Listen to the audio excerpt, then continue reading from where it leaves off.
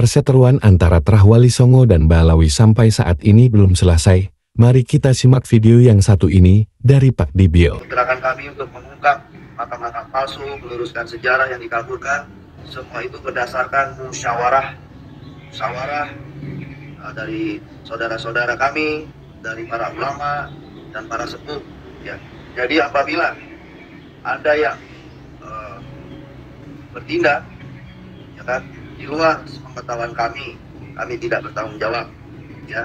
Lalu apabila ada yang mengatasnamakan tesis Kiai Imad tanpa sepengetahuan Kiai Imad dan para ulama lainnya dan tanpa musyawarah, Kiai Imad tidak bertanggung jawab.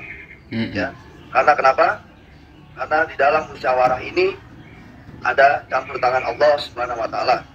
Semua ini berdasarkan musyawarah, berdasarkan pangestune para ulama, para sepuh. Ya. Dan yang paling penting adalah doa daripada panjenengan sekali. Mungkin kalian pengikut si Fuad, pengikut Imad, hari ini coba dengar baik-baik. Kisruh yang kemarin dibuat nasab itu nggak akan pernah ada titik temunya, cuman bahan konten aja sampai kapan. Gua muak lama-lama ya kan. Nggak ada yang bertemu misalnya, nggak ada yang misalnya nih dari pihak Robito tidak datang ke tempat Kiai Imad. Seharusnya dari pihak pribumi yang punya negeri ini yang datang ke pihak Robito. Kan pribumi punya kuasa. Mereka cuman imigran kan katanya. Jadi ini tesis makam yang dipalsukan. Kemudian apa lagi? Pokoknya banyak lah cerita-cerita halu para habaib dikumpulin semua. Kayak gimana ya? Sebelumnya kemana aja gitu. Sebelum ada tesis Kiai Imad itu nggak berani itu. Padahal kan yang katanya makam replika dari Singo Barong itu udah lama gitu. Terus sebelumnya kemana aja?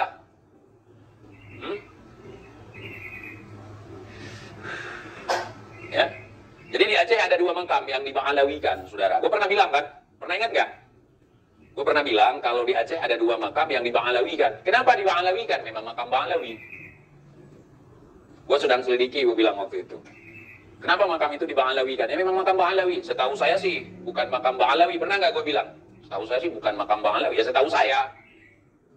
Setahu saya kan? Bukan setahu yang punya makam gitu.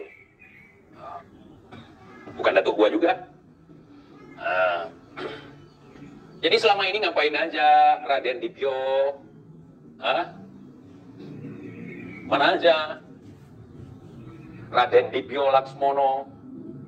Kenapa sampai makam datuk panjenengan itu bisa dibajak orang? Jika ada orang yang memanfaatkan tesis Kiai Imad di luar musyawarah, kami tidak bertanggung jawab, ujar Pak Dibio. Sementara menurut TIJ mereka hanya ngonten saja, begitulah kira-kira.